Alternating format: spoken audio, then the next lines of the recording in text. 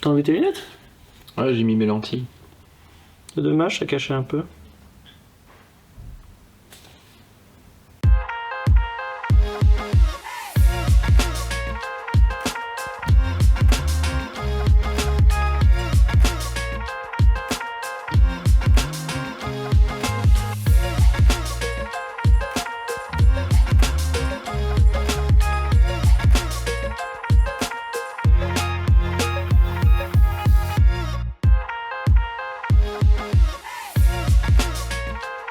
Bonjour à tous, bienvenue dans cette troisième partie de ce Savage Talk Show consacré aux haters et aux no-kill. Alors la dernière fois on a parlé de pas mal de choses ensemble, on va continuer, j'ai toujours ma petite liste et je voudrais parler d'un sujet bien polémique, le bait fishing, la pêche sur les nids, donc la pêche pendant la repro. Je me tourne vers notre basseur, évidemment, Quentin. Quid de la pêche pendant la reproduction du black bass? Bah, alors, à mon sens, à ne pas faire. Enfin, en tout cas, en France, à ne pas faire, dans tous les cas. Après, pêcher pendant cette période-là, ça reste possible. Il y a des plans d'eau, notamment le privé, où la pêche est autorisée pendant ces moments-là. Alors après, les propriétaires de plans d'eau privés font ce qu'ils veulent de leurs poissons. Voilà, exactement. Ça, c'est sûr. Et la pêche d'autres poissons, par exemple le brochet qui sort de frais à ce moment-là, parce qu'en général, c'est aux alentours de soit Oui, non, mais là on parle du bait fishing du black bass. Alors donc le black bass, là c'est plutôt donc fin avril, mai en fonction des régions, et la pêche est possible notamment pour le brochet. Mais après, on peut toujours pêcher le black bass. Par contre, pas sur nid. Pendant cette période-là, il peut y avoir des poissons en maraude qui n'ont rien à voir, qui sont soit pas rentrés, soit sortis de Mais on note que souvent, comme par hasard, les gens qui prennent des black bass en mai sont des black bass qui n'étaient pas sur les nids. Les gens vont pas dire qu'ils ont pêché sur les nids. C'est ça. Mais non, mais à cette période-là, il faut les laisser tranquilles, comme il faut laisser le brochet tranquille pendant la période de fermeture. Alors il y a débat là-dessus. Alors, c'est vrai que par exemple aux États-Unis, c'est même devenu, c'est culturel. Par exemple, il y a plein de gens qui ne pêchent que pendant le bait fishing. C'est un peu comme la saison des cèpes, un peu pour eux. Alors ce qui est vrai, c'est quand même dans plusieurs États, ils commencent un petit peu à revenir là-dessus parce qu'en fait, ils se rendent compte que la pêche en tant que loisir de masse, au bout d'un moment, pouvait quand même impacter la reproduction sévèrement. Après, faut voir aux États-Unis comment c'est. Enfin moi, j'ai pêché des lacs. Il faut savoir que là-bas, ils ont des lacs qui sont grands comme des pays. Ontario, c'est grand comme peut-être comme le Portugal, j'en sais rien, je dis peut-être n'importe quoi, mais c'est immense. Et quand les mecs ils passent en drone au-dessus des zones de frais, c'est des kilomètres et des kilomètres de frayères, enfin c'est garni, il y a un nid tous les 50 cm et tout ça. Mais eux-mêmes ils commencent à revenir là-dessus. Mais si on veut parler de la pêche en France, c'est vrai que jusqu'à présent l'usage, depuis Black Bass France en particulier, et Franck Rossmann qui avait beaucoup œuvré là-dessus pour donner cette impulsion, la norme est de ne pas pêcher pendant fin avril, fin juin, en gros, la reproduction des basses. On n'a pas les mêmes populations. En plus, en France, le black bass, c'est quelque chose qui est implanté récemment. C'est un poisson qu'il faut protéger et aider à s'implanter. C'est un poisson qui, dans la plupart des régions, n'est pas encore entièrement implanté. Alors, il y a eu quelques études en France qui avaient l'air d'aller un petit peu en sens inverse de ça, en disant même, avec des conclusions qui me semblent un petit peu intrépides, du style « Ah, mais au contraire, de les pêcher pendant les nids, en fait, ça stimule leur réflexe de défense du nid et tout ça, machin. » Bon, à mon avis, c'est valable. Par exemple, les plans d'eau dans lesquels ils ont fait ça sont des plans d'eau où en fait le black bass côtoie un prédateur naturel des œufs de black bass qui est la perche soleil. Mais par exemple, en France, il n'y a pas que la perche soleil, il y a aussi la brème, il y a aussi plein de choses et tout. Et on peut aussi dire, parce qu'il y a d'autres études qui montrent qu'en fait, quand on prend un bass sur le nid, on diminue drastiquement ses capacités motrices et donc d'autant aussi ses capacités à se défendre et en particulier contre des gros prédateurs comme les brèmes et tout ça. Donc il faut être assez prudent là-dessus et bon, les études, il y a à boire et à manger, mais en tout cas il me semble que tu as raison. Pour l'instant, en l'état de la science comme on dit, le black bass, la prudence voudrait qu'on s'abstienne de le pêcher 2 mois dans l'année, c'est quand même pas énorme, quoi. On le fait pour les autres espèces de poissons. Hein. Ouais. Le brochet a une fermeture, le cendre a une fermeture. Donc le black bass, ça paraîtrait logique qu'il y ait, au-delà d'une fermeture, une période où sa pêche est interdite. En plus, ce qui est amusant, moi je trouve en France, c'est que ceux qui connaissent un peu la pêche, il y a bien un poisson. Si tous les poissons ont besoin d'une mesure de protection, je pense, pendant leur reproduction, mais peut-être le poisson qu'on a le moins besoin, c'est le seul qui en bénéficie, c'est le brochet. Le brochet, prendre un brochet pendant qu'il se repro, c'est putain de difficile en fait. Oui. Alors c'est vrai qu'il est quand même vulnérable du fait qu'il est près des bordures et tout ça, il se passe plein de choses, faut pas y stresser. Après, t'as plein de. Justement, t'as les brochets qui sont pleins d'œufs, et c'est ceux-là qu'on va éviter de pêcher à ces périodes-là. Mais sinon, hormis ça, on peut. Mais après, la notion de poisson plein d'œufs, en fait, la plupart des poissons ils sont pleins d'œufs dès la fin de l'année. Bien avant. Ouais, donc si on va par là, faut arrêter de pêcher en octobre et tout ça. Bon, c'est un peu compliqué. Le cendre, toi qui pêches un petit peu le cendre. Ouais. Pêche sur les nids. Bah, sur les nids, moi, ça peut arriver accidentellement aussi de faire un poisson où tu cherches autre chose. Oui, Tu non, grattes- mais en tu dehors de la grattes prise le fond, accidentelle. Enfin, mais après, sinon, moi, voir les cendres sur les nids et les pêcher, non, je le fais pas. Après, moi là-dessus, par exemple, je suis un peu. Le sandre, c'est vrai que c'est pas non plus un poisson qui est vraiment en difficulté en France. Et je suis pas vraiment sûr, depuis le temps que les gens pêchent les nids de cendres à l'ouverture, s'il y avait un impact vraiment négatif. Je pense que c'est plutôt la prédation qui s'est exercée, alimentaire, qui s'exerce toute l'année sur le sandre, qui m'a l'air d'être beaucoup plus compliqué. Ouais. D'ailleurs, je pense que même les pêcheurs de cendres pourraient peut-être se dire que s'ils étaient un peu plus no-kill sur le cendre, ils pourraient même le pêcher sur les nids, peut-être ça serait moins impactant que de le bouffer toute l'année, je pense. Ouais, c'est sûr. Après, non, c'est difficile, c'est des trucs, il faudrait qu'il y ait des données scientifiques là-dessus. Ouais, c'est ça. Mais c'est vrai qu'en France, normalement, la norme, c'est on laisse tranquille pendant la Ouais. repro. Ça dépend des milieux aussi, après, en fonction. C'est ça. Oui, alors là, si tu parles de la mer, par exemple, Alors la mer, allons-y. quasiment toutes les espèces sont pêchées pendant leur reproduction. Ouais. Alors, je parle en pêche professionnelle. Quand tu vois ne serait-ce que les sèches, Ouais. elles sont pêchées au moment où elles viennent se reproduire. Ouais. Même en pêche amateur pour le coup. Ouais, oui, bah oui. Le maigre, le bar, du coup, ça se met en place. Il y a quand même des campagnes qui font que... Alors le bar, il s'éloigne tellement des côtes pour la repro que là, pour le coup, c'est le seul moment où il échappe un peu à la pêche de loisir finalement. Donc, Mais par contre, ouais. les chaluts sont plein dessus. C'est ça. Mm. Donc bon... D'ailleurs, je ce qui est pense marrant, c'est que la communication des supermarchés, pendant des années, ça a été de dire février, saison du bar. Parce que le bar est moins cher. C'est complètement fou dans un monde qui se veut un peu plus écolo. C'est ça. Mais je pense que bon, ça finit par s'installer et du moins au niveau de la pêche de loisirs, je pense que c'est clair maintenant. Tout le monde évite de pêcher le bar Ouais. de décembre à fin mars. Ouais. Donc il y a C'est une- dommage il y a sur une le bar avancée, qu'on quand soit obligé d'en arriver à la quasi-destruction des même. stocks. C'est ça. Pour, Mais ça a été pareil pour le thon rouge. Hein. Ouais. Ils sont arrivés au stade critique pour mettre en place une réglementation drastique qui a permis D'ailleurs, à la notre d'espoir, population de la remonter. population, elle est plus que remontée. Elle C'est est- ça. elle est magnifique, Après, hein. on est sur une espèce qui a une croissance ultra rapide et du coup, ce qui permet d'avoir une remontée du stock, elle aussi rapide. D'ailleurs, il y a, Pour il y a le bar, des, c'est pas des hypocrisies de partout, hein, parce que je me souviens que juste avant qu'il y ait les mesures de protection du bar, et quand ils ont commencé à parler des quotas, un poisson par jour, il y avait des gens, y compris dans le monde de la pêche, là aussi un jour il faudra sortir les noms, qui disaient mais c'est pas vrai, et tout ça, on n'en a jamais pris autant des gros. Et les scientifiques disaient justement ça c'est le champ du signe d'une espèce, quand il commence à y avoir plus que les gros d'une espèce, donc il manque toute une tranche de la pyramide des âges, c'est le dernier signe avant l'effondrement total. Et donc il y a des fois il faut peut-être arrêter aussi de... Mais comme tout, je pense un petit peu au Covid-19, arrêter de partir avec ses propres théories et écouter un petit peu ce que dit le monde scientifique, c'est parfois un peu plus compliqué qu'on le pense. En tout cas en France, bon, la norme c'est de souvent pas pêcher pendant la repro. Bon, je pense que c'est quand même une bonne chose. Hypothèse par provision, morale par provision. Donc ça suggère aussi, il faut peut-être que les gens se renseignent un peu sur les périodes de repro et aussi ne s'enflamment pas trop. On faisait allusion la dernière fois au drama qu'il y a eu avec par exemple Sylvain le dentiste. Ne vous prononcez pas sur ce qu'est le pré-spawn ou le post-spawn sur une espèce. Si vous connaissez pas la biologie du poisson, ça sert à rien de lancer des trucs. Le black bass se pêche très bien pré-spawn, ça n'a jamais été un problème. Il y a ça, et même selon la région. Tu vois, en fait, tu viens pêcher, admettons qu'il y aurait des black bass chez moi, ils se reproduiraient pas à la même période que chez Sylvain, par exemple. Ouais. Et comme tu dis, moi j'habite à Lille, lui à Nîmes, il y a une grosse différence. Et ça, faut le prendre en compte quand on commence à aller sur ces sujets-là. Mais même mon pote Dubreuil, il avait quand même une réflexion, je trouve intéressante, parce qu'il revoyait un peu tout. Parce qu'en fait, il faut dire la vérité, nous on voit les trucs passer sur Facebook et on se demande ce que les gens ont dans la tête parfois. Et David, il est très bon, il a un bon sens de la synthèse. Il dit en fait, quand tu écoutes les gens, il ne faudrait pas pêcher les poissons pendant la reproduction, ni avant ni après. En fait, quand tu les écoutes bien, il y aurait que 2 mois dans l'année on pourrait pêcher le brochet, ou 2 mois dans l'année qu'on pourrait pêcher le bass et tout ça. C'est un peu plus compliqué que ça, heureusement. C'est-à-dire que les poissons qui ont des œufs, on n'a pas le choix, si on veut pêcher un peu la fin de l'automne et l'hiver. Et post-spawn, ça concerne tous les poissons, ils reprennent leur force jusqu'au milieu de l'été. Donc, quand est-ce qu'on pêche, quoi? Il reste septembre-octobre. Septembre, octobre, terminé. Voilà, c'est compliqué tout ça. Donc bon, voilà, tout ça pour dire ça.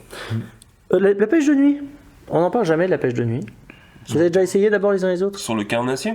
Bien sûr. Ouais, aussi, moi j'ai déjà marre aux Pays-Bas, forcément. C'est une destination où ils autorisent la pêche de nuit. Je crois que mon plus gros bass en France, je l'ai fait de nuit. On Après, pense qu'il faisait 3 kilos.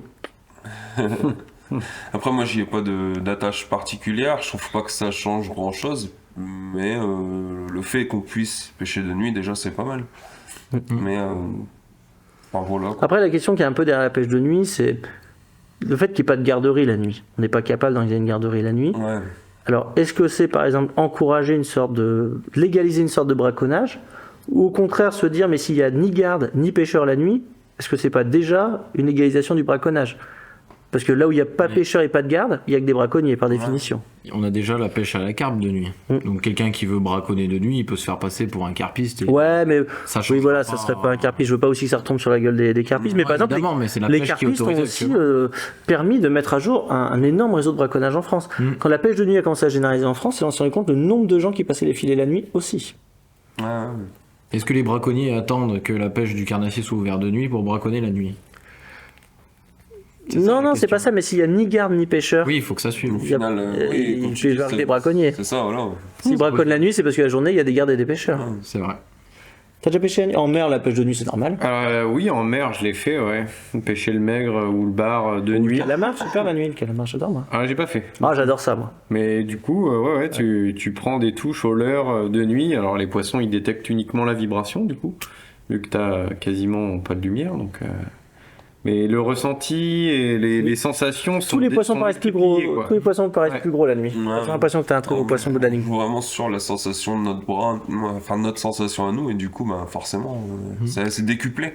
Alors, ce qui est amusant sur la pêche de nuit, c'est que les gens, en fait, ils ont des automatismes du style, oui, mais en fait, qui sont un peu la nuit, c'est un peu fait pour se reposer d'une certaine manière, ou je sais pas quoi. Enfin, faut savoir que l'interdiction de pêche de nuit en France n'a absolument aucun rapport avec l'halieutisme.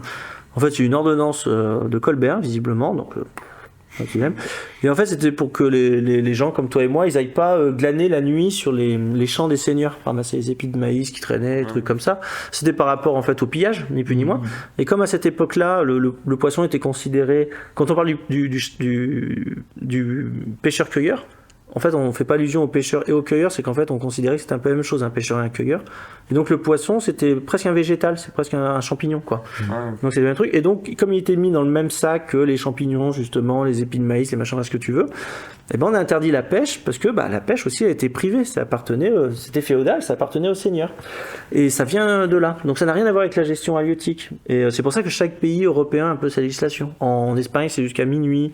Ouais. Aux États-Unis, comme disent les Américains, les États-Unis, l'Amérique appartient aux Américains même la nuit. Donc, ce qu'il faut dire, c'est que tous ces trucs-là n'ont aucun rapport avec la pêche. Et donc, on pourrait tout à fait remettre ça à plat et dire, bon, qu'est-ce qu'on fait? Qu'est-ce qu'on peut pêcher la nuit?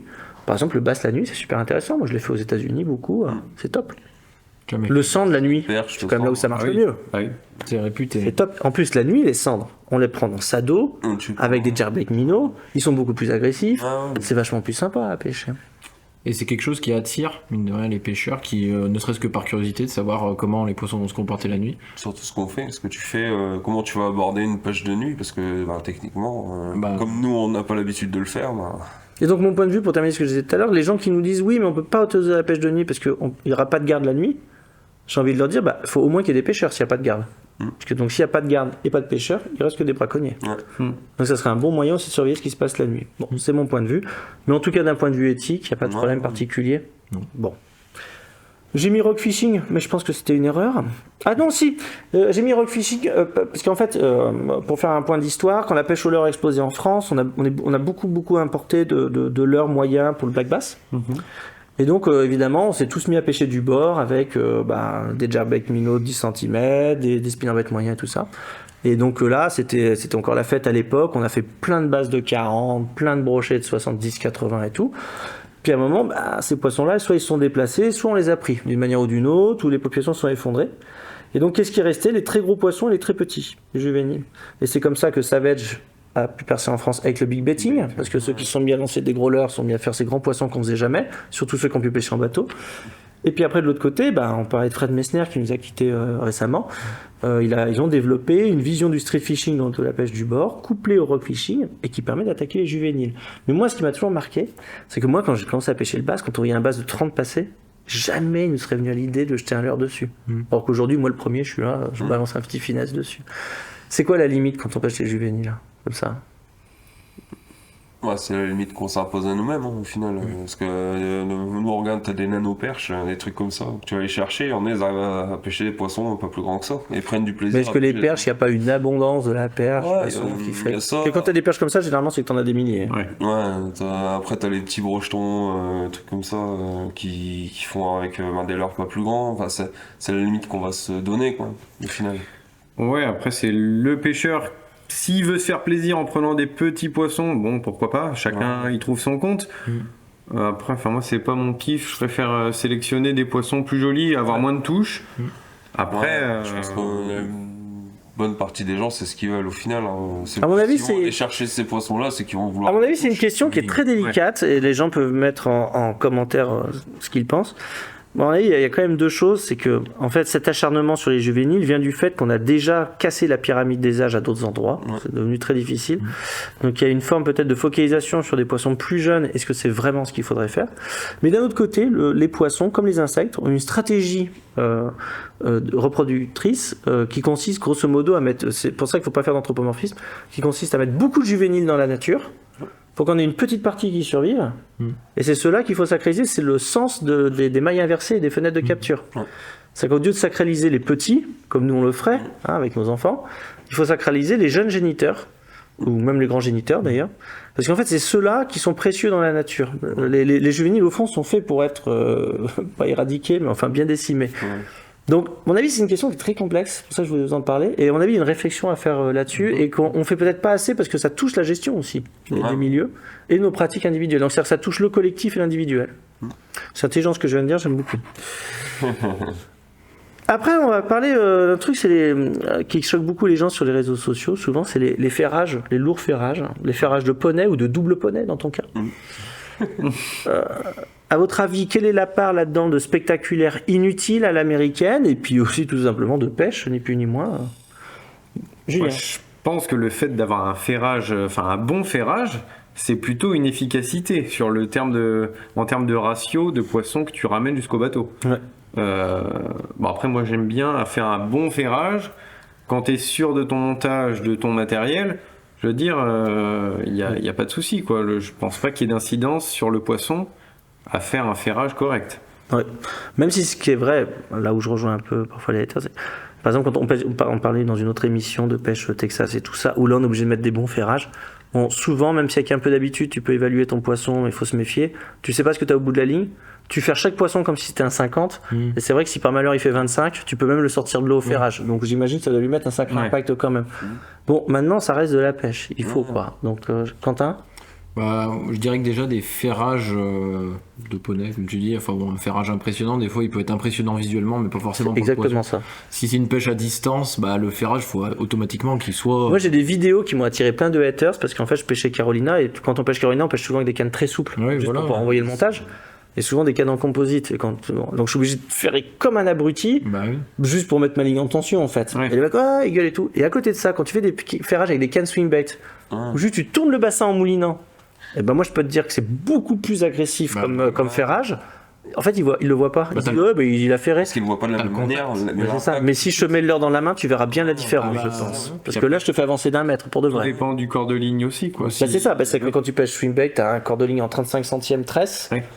Tu tournes le bassin sur une canne qui fait 2,60 m avec un moulinet, big bait et tout, tu moulines en même temps. Oui, là. Et en plus, t'es en steady retrieve sur un big bait, donc c'est-à-dire que ta ligne elle est déjà tendue. Alors que quand tu pêches Carolina, la ligne elle est à moitié détendue, c'est du copolymère une fois sur deux ou du fluo. Si le poisson, tu le. La canne elle est hyper souple. Enfin, tout ça pour dire, faites attention quand vous voyez des images, c'est pas. C'est pas forcément, puis... Mais je pense pas que ce soit au niveau du ferrage, qu'il se passe des choses. Non. Même s'il y a des fois, il y en a qui abusent, ils ferrent pour ferrer, et je pense que de temps en temps, il faudrait qu'ils se rappellent que c'est un être vivant qu'ils ont au bout de la ligne. Et si c'est juste pour faire le beau sur un bateau, il n'y a pas besoin. En plus, il y a des gens comme toi qui attendent beaucoup du ferrage. Moi, dans mon expérience de pêcheur, le ferrage, j'ai pas l'impression que ce soit quelque chose de très... Je suis même pas sûr qu'un bon ferrage change vraiment le taux de décrochage ou de réussite. Avec le temps, j'ai de plus en plus de doutes, en fait. Ça dépend des techniques. Ouais, mais j'ai plus l'impression que c'est plus... c'est plus dans la gestuelle. En fait, il y a plein de fois où je ferme même plus, en fait, et le poisson, il est quand même au bout. En fait, il suffit d'avoir une gestuelle. Enfin, par exemple, je fais beaucoup mouiner maintenant, Ah oui. en mettant des tours de manivelle. Ouais. C'est aussi efficace, souvent, en fait. Par exemple, si tu pêches en lac alpin, en dents de scie, si tu ferres pas tes poissons, Ouais, tu mais là, les c'est feras parce pas. que tu as perdu le contact régulièrement, Tu les feras ou pas. que ta canne, elle est pas dans la bonne position. En fait, le ferrage, il est adapté Ouais. technique Si tu que pêches en utilises aussi, hein. Texas, enfin. Ouais, Déjà. Non, en fait, ce que je veux dire par là, c'est qu'en fait, par ferrage, je pense qu'il n'y a pas que le ferrage à la Oui. canne. Ferrage, ça peut être beaucoup de choses, en fait. mais... Ferrage, c'est beaucoup aussi au moulinet. Le Ouais. moulinet compte énormément dans le ferrage, dans beaucoup de techniques. Bah, quand tu pêches au crank, que t'es monté en nylon ou en fluorocarbone, Bah, crank, canne composite, Ouais, ça sert à rien de ferrer, hein. s'auto-faire, pas, Tu ouais. moulines, hein, puis c'est parti, ça quoi. s'auto-faire. Ouais. Ensuite, on va terminer avec ça, les pêches profondes et le phasing. Alors en mer, la pêche profonde, c'est un vrai Ouais. truc qui vous concerne. Ouais, bah, c'est vrai que t'es vite amené à pêcher dans 20 mètres ou plus, hein, quand on a certaines épaves dans 40, 50 mètres ou encore plus. Où c'est vrai que là, en fonction des poissons, déjà, faut pas trop ramener ton poisson trop vite vers la surface pour pas qu'il éclate, hein, ou que Ouais. La vessie, que la vessie ressorte. ressort, quoi, ouais. Donc, mais après, le phasing, moi, je pratique vraiment pas du tout, quoi. Donc, je préfère, quitte quand on pêche le lieu, par exemple, ou autre, tu conserves quelques poissons, hop, puis tu arrêtes une fois que t'as Ouais. fait tes poissons. Mais ce qui est marrant avec la pêche profonde et phasing, c'est qu'en fait, on a tellement envie de pêcher, y compris profond pour le coup, qu'on est prêt à se mentir un peu à soi-même. Il y a plein de gens, des très bons copains à moi, qui sont persuadés que le phasing, il n'y a pas de problème, c'est maîtrisé. Comme si toi et moi, on pouvait faire une opération de l'appendicite sans problème, ça reste un geste médical. Et un jour, j'avais posé la question à un biologiste, parce que moi j'y assistais à Madagascar, où les guides étaient persuadés que les caranques qui avaient un peu gonflé au fond, tu lui mets un petit coup de poignard dans le bide, tu la relâches, il n'y a pas de problème. Et quand j'ai dit ça au biologiste, il a juste éclaté de rire. C'est-à-dire qu'en fait, on se rend pas compte à quel point on se ment à nous-mêmes, en fait, sur certains trucs. Les pêches profondes, Donovan ? Ah, moi, je fais pas du tout ça. Enfin, pour l'instant, on n'a pas encore des plans d'eau. J'ai pas des plans d'eau où je vais chercher des poissons dans 12-15 mètres d'eau. Ça, j'ai pas. Donc, je suis un peu épargné par ça. Il y a des mecs, c'est la classe. Hein. Je me souviens qu'un jour, j'ai pêché avec un mec qui s'appelle Luc Coppens, qui est aujourd'hui chez Nash, je crois. Je sais plus, bref. C'est un très très grand pêcheur. Je connais pas. C'est un très grand pêcheur. Et ça, c'est la classe. Un jour, on pêchait en Hollande. Il y avait un autre pêcheur français connu, mais pour de moins bonnes raisons. Et donc, moi, j'étais sur le bateau de Luc, et il y avait l'autre pêcheur français qui était sur un autre bateau. Et à un moment, il passe au-dessus d'une zone, il me dit, waouh, c'est farci de poissons. Et je dis, ah, il dit, ouais, mais c'est 16 mètres, on va pas pêcher là. Ah. Et on va pêcher plus loin. Et le pêcheur français, il revient après et tout. Et je m'en souviens, on a pas osé lui dire, ça nous a fait de la peine pour lui. Mais tout le long à table, il s'est presque vanté d'avoir pris plus de poissons que Luc Coppens, mais ils avaient tous pris dans les fameux 16 mètres où il n'avait pas voulu Ouais, pêcher. en même temps. Mais ça, c'est une belle leçon de gentleman attitude. On était un peu gêné pour ce pêcheur, qui a un fort accent de Béziers. Et le phasing, alors, vous y croyez, vous, ou pas ? Non. Non. Bah, pêchant pas en mer, moi je connais pas trop le phasing. Mais après, bon, je sais qu'il y en a qui le font aussi pour le cendre, parce que moi, les seuls moments où je fais de la pêche profonde, c'est uniquement pour le cendre en barrage. Moi, j'y crois pas du tout, moi, qu'on puisse viser Mais des poissons. C'est très rare de pêcher en dessous de 15 mètres, quoi. Donc, Mais bon, des fois, pour les persidés, pêcher même ne serait-ce que dans 8 mètres, si tu le remontes trop vite, ça peut déjà. Mais c'est faire ce que j'allais dire. un En plus, on phénomène part de tous du décompression. principe que profond, c'est 12, 14, 15 mètres. Mais par non, exemple, moi, j'habite à côté du lac d'Ourtin. Ourtin, c'est 8 mètres maximum, en gros, schématisé. Et, 12 mètres. 10. Et, ouais. Et, allez, disons 10. Et t'as remarqué comme moi, les perches, il n'y a pas besoin de les remonter de très profond pour Ah oui. qu'elles gonflent. À Ourtin, spécifiquement, 6, 7, 8 mètres, ça suffit à les faire gonfler, comme sur d'autres lacs d'Aquitaine. Ok, j'ai pas Dans eu le 15, cas, 20 mais mètres. T'as ouais. pas eu le cas ? Ouais, si, ça nous est arrivé très Ouais. souvent. Ouais. Ça dépend vraiment aussi d'où on pêche.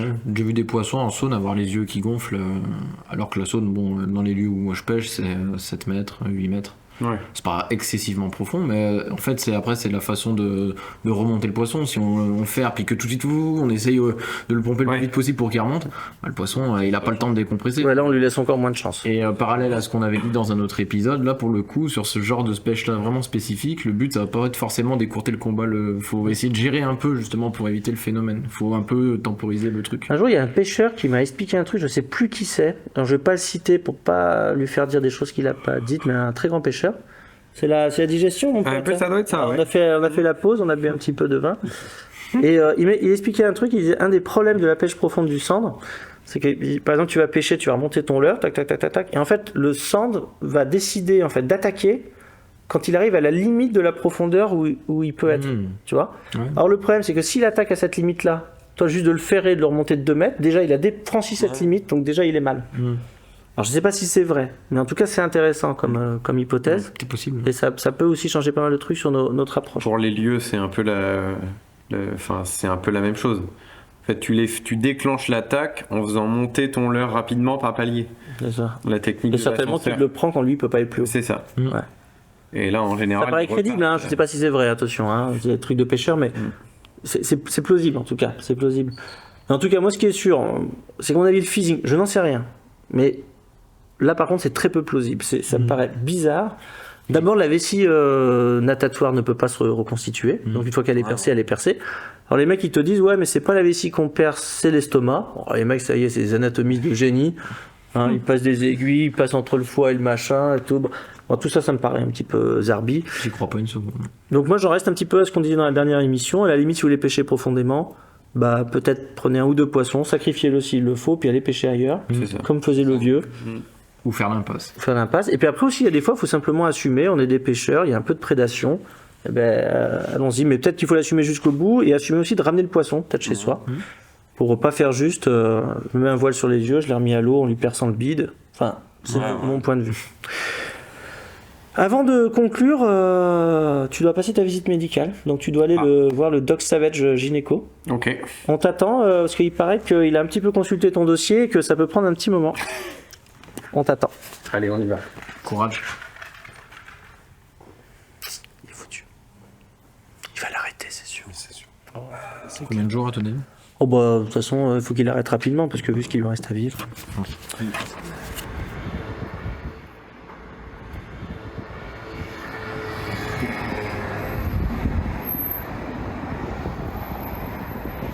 Ouais, Maxime, dis-moi. Tu sais le slogan qu'on cherchait là? Bah, j'ai trouvé. Ça sera Génération Pêche. Ouais. Non. Non, je me fous pas de ta gueule. Non, bah, c'est un bon slogan, quoi, tu vois. Oui, bah oui, la pêche est une activité millénaire. C'est vrai que c'est pas trop une question de génération. Non, mais je pense pas qu'il faut le prendre comme ça. Faut. Oh! Mais non, t'énerve pas. Oui, bah après. Non, je te prends pas pour un pigeon. Bon, ok. Bah, je me suis dit que si ça marchait pour la FNPF, peut-être que ça passerait avec toi. Bon, voilà, c'est tout. Ah, sinon, il y a aussi Passionnément Pêche. Passionnément Pêche, c'est pas mal ça, Passionnément Pêche. Qu'est-ce qui t'arrive? Vomi au pire, on va rater. Ça s'est bien passé? Ouais, Ouais, ma foi. très bien. Ça remonte un peu. C'est les cris étaient un petit peu... hein. Bon, qu'est-ce qu'on peut dire en conclusion? Alors moi, ce que je voudrais dire quand même, parce que j'ai beaucoup travaillé là-dessus, vous allez me dire si vous êtes d'accord, ce qui me gêne parfois un peu sur les réseaux sociaux, c'est pour ça que ça s'appelle No Kill Haters, c'est qu'en fait, il y a des gens qui vont faire des grandes déclarations définitives à propos de ce qu'ils voient, du style « ce poisson va mourir ». Or, de ce que moi je sais, une photo est absolument muette quant à cet aspect-là. C'est-à-dire qu'on ne peut pas, sur une photo, en tout cas sur Facebook, une vidéo peut-être plus, j'en sais rien, mais on ne peut pas, à partir d'une photo, déclarer que le poisson va mourir. C'est absolument impossible.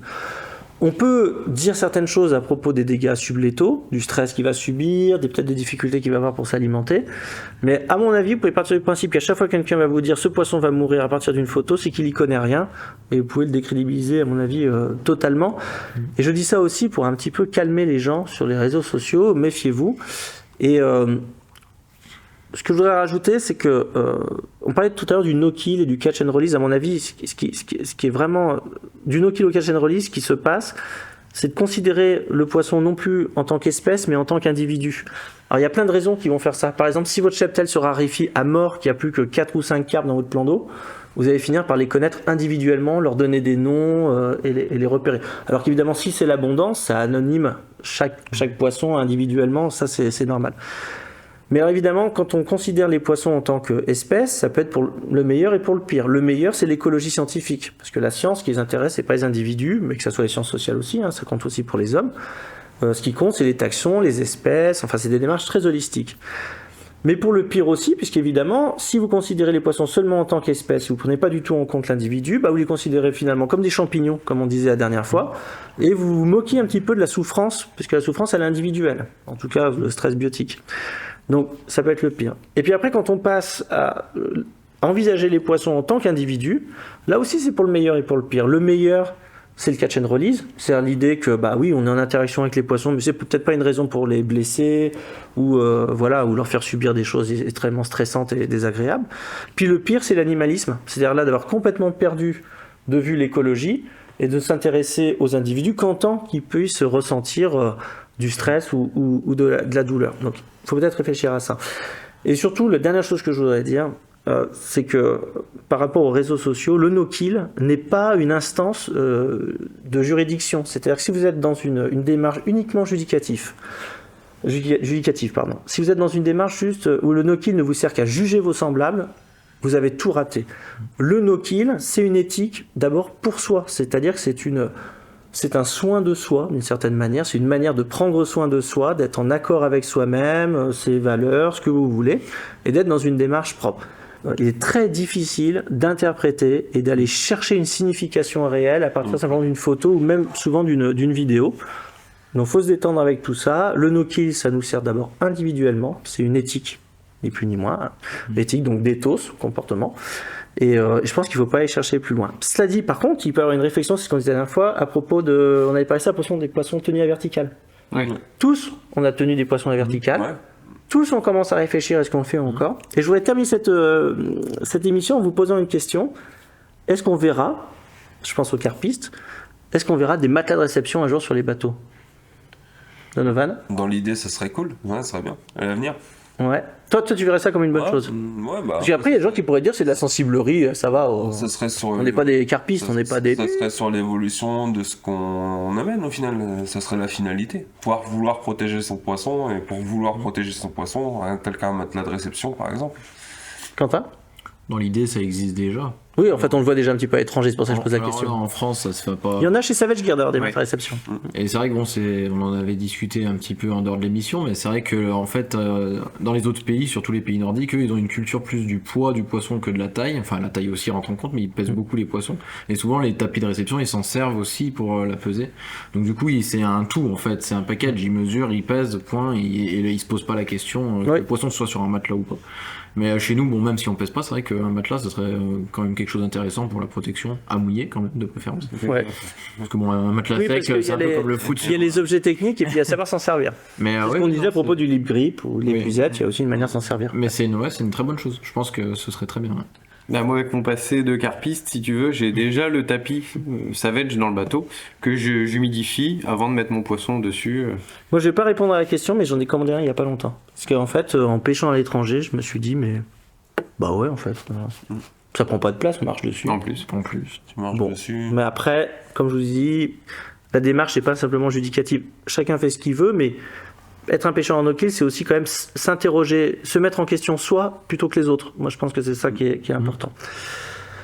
Merci beaucoup les amis. Si vous avez regardé cet épisode jusqu'à la fin, vous notez en commentaire, je préfère le no-kill au catch and release, car c'est plus simple à écrire.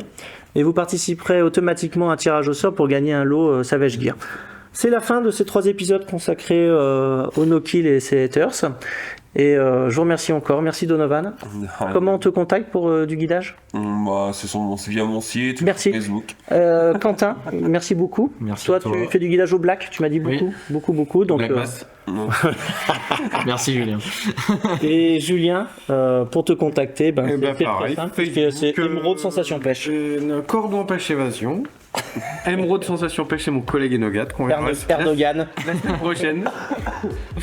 Voilà, donc ouais, Internet, Bon, très bien. Internet ou Facebook. Plus sérieusement, pour te contacter? Ouais, pareil, hein, c'est le site internet. Pareil, c'est Émeraude Sensation Pêche. Donovan Guide Pêche et sur vous tapez ça dans Google et c'est bon. Merci beaucoup, à très bientôt. Au revoir. Allez, ciao.